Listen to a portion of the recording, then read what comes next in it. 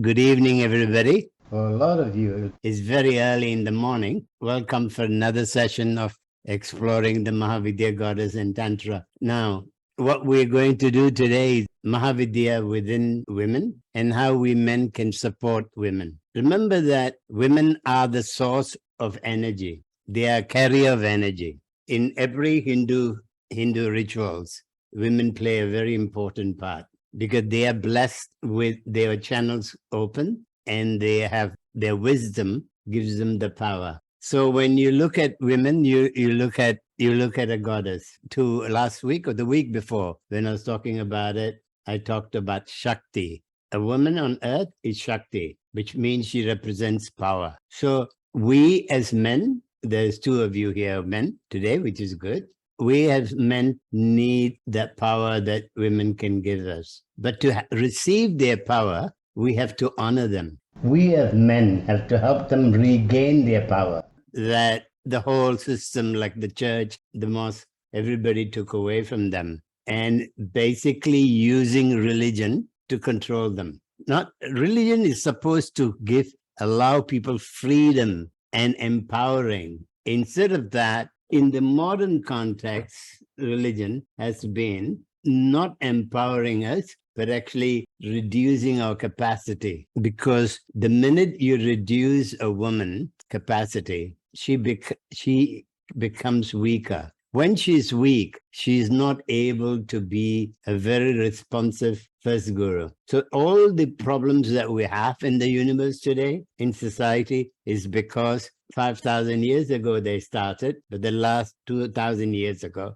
they actually put the first nail on a woman, making women become a secondary. I mean, the Bible verse says this. It also says that the woman was a sinner. This, first of all, there's no such thing as sin. When there is no such thing as sin, how can a woman sin? Number two, they talk about the serpent telling Eve to eat the apple from the middle of the Garden of Eden. The serpent represents, in most mythology, as your spine. So it is basically what she felt within her that she responded to. Okay, and the apple in the middle of the Garden of Eden. How can there be a middle in a circle? The earth is round. If the earth is square, you can create a middle point. But when the earth is round, how do you create a middle point? Every spot on a circle is the center. Any point you put a needle and you hold it up, it'll be balanced, which means every point in a round circle is a center point. So there can't be an apple in the middle of the Garden of Eden. But if any of you who learned art would know, when you want to draw a human body, you draw a line across, line down, horizontal, and then vertically you draw another line. And this line is drawn at your second chakra. And then you have another line drawn, the neck and the head above. So the middle of the Garden of Eden is actually the Yoni and the Lingam. If you look at the Yoni, you see it more. You see a forest, you see everything. And then when you cut an apple into half, it looks like the sacred vagina. So the apple is not only a symbolic. And then they said that women sinned. If women sinned in the Adam and Eve story, then God was wrong for creating man with a lingam and a woman with a yoni, which is not true. God created for a purpose so that we would be, you and I here. This is God's intention, because if you look at the Bible again, may I have many. I'm not very good at this academic things, but it is say something that God wanted to see plenty. So he wanted to see plants, animals, humans, not just Adam and Eve. So the whole principle is basically to suppress women. Whereas in Tantra, we consider women very highly. We consider women to be more powerful than men.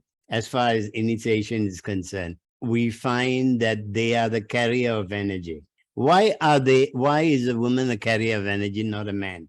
Because of motherhood, the channels are open. So the question is this: even whether you're a mother or you're not a mother, your channels are still open. From your second chakra to your crown chakra, it's completely open, because all the information that comes into the womb when a child is being in the womb, because the planet has to put information into the womb, the goddesses, the Mahavidya goddesses. Now, with men, the Mahavidya goddesses are in different points of the body. What women, they're also in the different points of the body, but more so in the yoni. Why do they have to be in the yoni? Now, when you talk about yoni, it's not just vagina. It's a whole reproductive organ, from the gateway to the top of the organ. Why are they there mainly? Because you know why? They have to create you and me. They are the divine architect within the womb. So when we talk about womb, we talk about womb Shakti, we talk about, sacred womb and all this. First of all,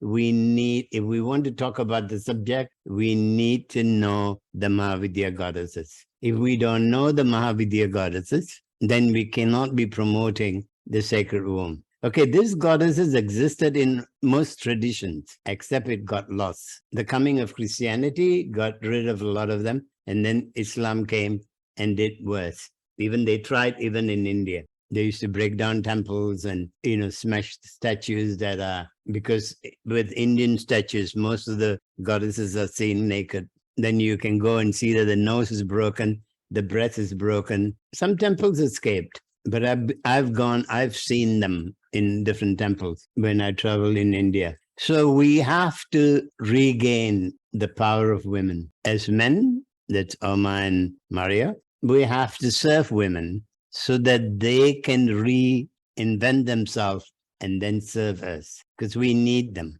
That is why we always gravitate towards the yoni or the breast, because these are the two power centers of women. But to actually enjoy a woman within her full powers, she has to awaken all the goddesses within her.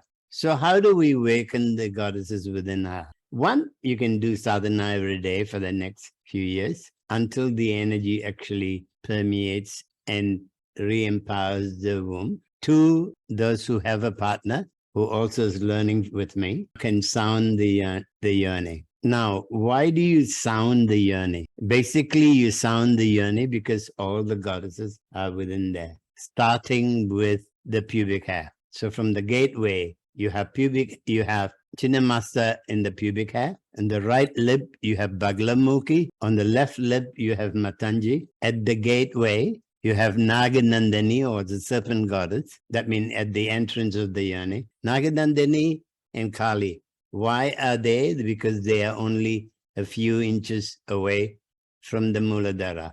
There's another point why you're a carrier of energy, because your Muladhara is very close to your vagina. Unlike men, it's very far. So for men, the energy of Ida and Pingala travels from the perineum. For women, it's in either side of the yoni. So that's a whole lot of things that you have to understand about your body, about yourself, and why it's also important to keep your pubic hair fully. The pubic hair will be formed like a triangle. So those of you who like to look sexy in the beach and have very thin covering over your yoni, you tend to shave off the top. Okay, those who are keeping the pubic hair and then want to wear the type of really slim swimming suit, they shave part of the pubic hair. When you shave part of it, you also take away the energy of the triangle. It's a yantra, okay? Where your pubic hair is, it's a yantra. So you have to make sure that you keep the power within. If you all have read Samson, you hear about the power of the hair. Same thing with the power in your everywhere. There are reasons why they were there. Nature is not crazy, okay? Nature has given us what we need. We are crazy to think that we can live without it. So let us reaffirm within ourselves that we want to clear and re-empower ourselves. We want to clear all the cellular memories that has been implanted in us basically by the environmental mental pollution that, okay, every city has its own environmental mental pollution. That's why you find people in New York will behave in a certain way. People in Boston have a different, people in Maine are different, because they even I think Texans are totally different. The way they speak, the language is different a bit. They speak English. The way they pronounce the words, it's a bit different. For me, I mean, like actually Australia is great, but I've been from Brisbane, which is, say, nearly the top of Australia, nearly halfway, to Perth, which is the other end. You find that every city you go into, they speak differently. Like Adelaide, they are more South Sea Poms. They speak like English people do. And Melbourne, a bit of it, but not totally. Sydney is really colloquial slang, very different. That's what I call environmental pollution. That controls, that programs the people in that area. Then you think, okay, how do I get rid of this environmental pollution? How do I become totally human? How do I reprogram my DNA? Very simple. Imara, can you tell me how it's done? Okay, you program it every day by doing sitting and asana and performing your mantras. Yeah, how do you perform your mantras? You sit cross-legged in an upright position using the mudras to circulate the energy in your body. And then you start with the Ganesh mantra. Okay, thank you. Now, to do mantras is very important, but the most important thing about doing mantras is to make sure that the sound travels down into your body where it's meant to go. You can't visualize the sound traveling to different parts. You can only manage your tone to make sure. Like, for instance, you want the tone to go to the third eye. You go, O is very short. Whereas you want like cream to go down to the yoni or the lingam, and you go cream, and you feel the energy going down there. Okay, so you have to make sure that the tone is right for the energy to move. So it's very important. Doing mantras is not about singing mantras. It's about toning. It's about frequency. So when you think in terms of the goddesses, okay, for men, we can, it's very simple. Like if I want Bhuvaneswari in my heart, I go, Hrim, Shri, Hrim, I'm Bhuvaneswari Swaha. So I send the energy to my heart straight. Say, I want to do Chinnamasta. With Chinnamasta, you need to send the energy Ida, Pingala, and Swasumna, all the three nadis, and then you got to bring them all back to the third eye, because in one sense, she's also the controller of Ida and Pingala, which is basically for men in perineum, for women at the opening of the vagina. You take them down there, and then you bring them up back to the third eye. So you don't sing Om Shri Hrim Hrim I'm Vajra Vairo Chini Hum Pat Swaha. No, you don't do that. That is singing. You do Om Shri Hrim Hrim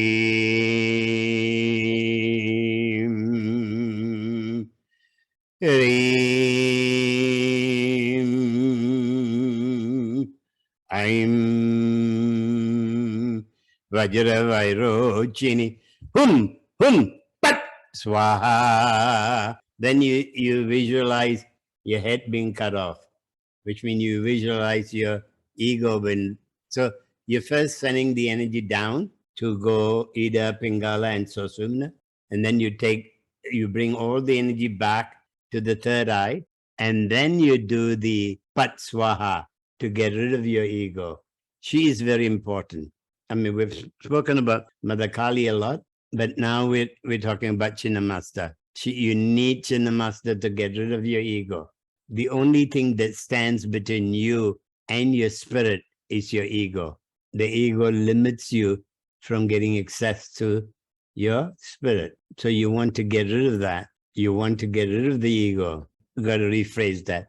Not get rid of the ego, but transform it into positive ego. Ego is always there. Even to know God is an ego. Okay? But there is positive ego and negative ego. When I want to hurt you, then it's negative ego. When I want to love you, it's the positive ego. Or basically not love you, to share my love with you, because I can't give you anything. I can only share with you, and so can you. You can only share your love. You can't give your love because it can't be given away. Each one of us got to love ourselves. If you don't have love for yourself, you cannot love anyone. So here you find you have Bhuvaneswari that can help you do that. And the other one is Kamalamika. Why do we do Kamalamika mantra? Basically to find inner joy, inner prosperity. When we feel rich inside of us, everything works beautifully. Inner richness is most important.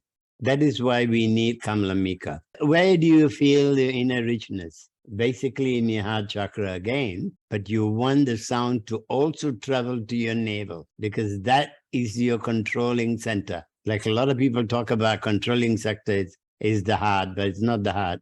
Okay? The heart is not the main center. The heart is the expression, how you express yourself. So the reason, again, we want Kamalamika is this, we want to feel inner prosperity. We want to enjoy being alive.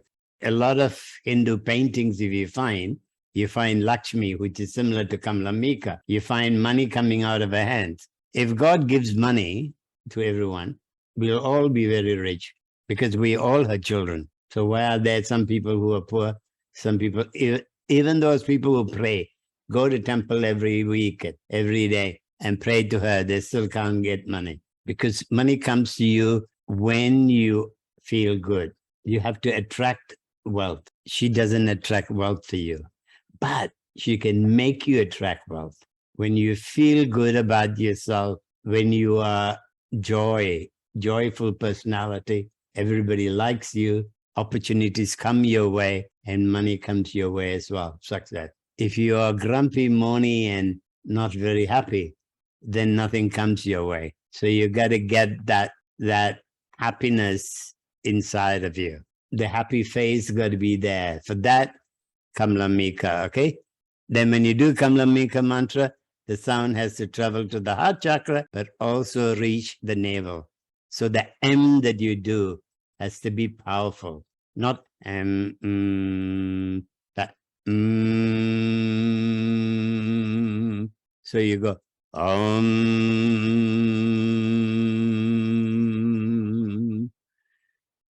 Shri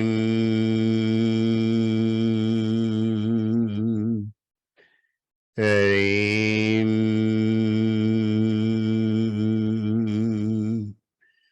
Shri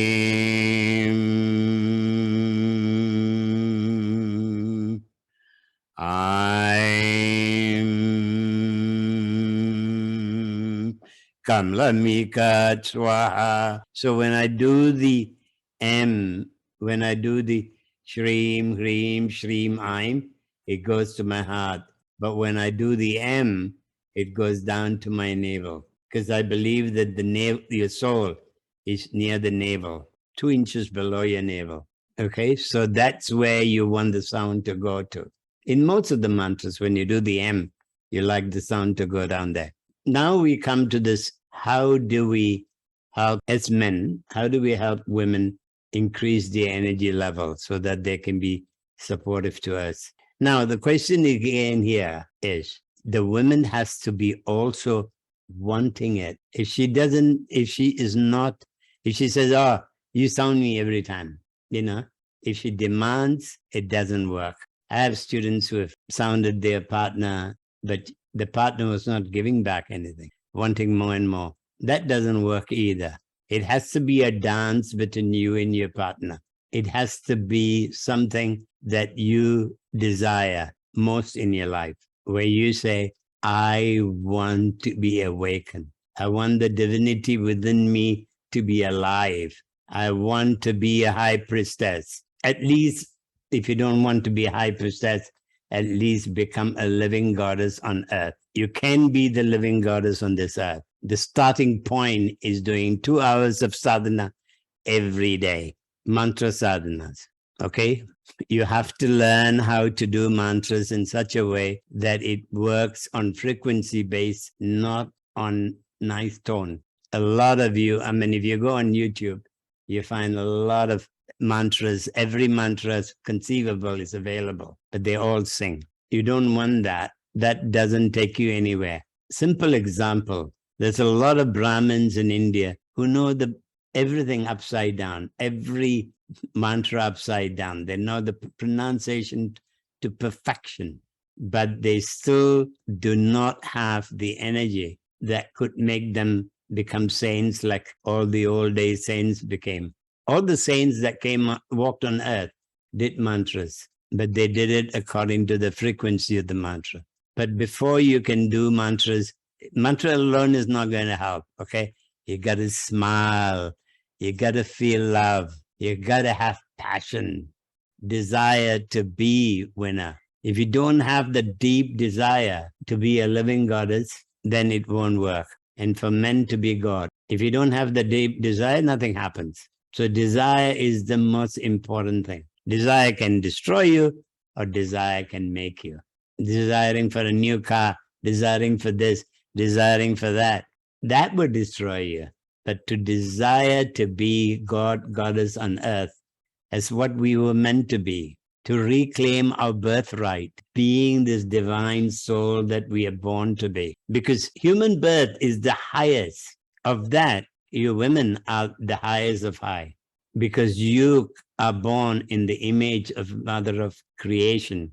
You have been born as the power that drives our society, the world.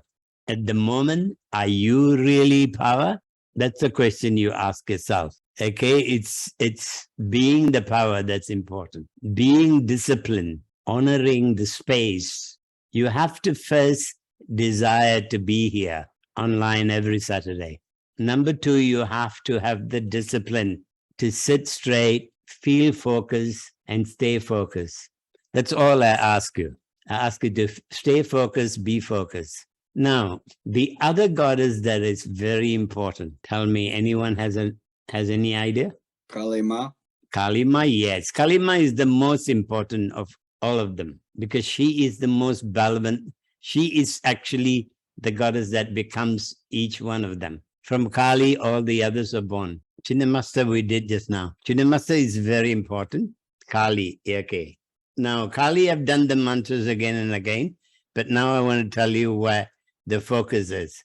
The role of women in Tantra is a very interesting subject. So please do follow and click part 2. Thank you.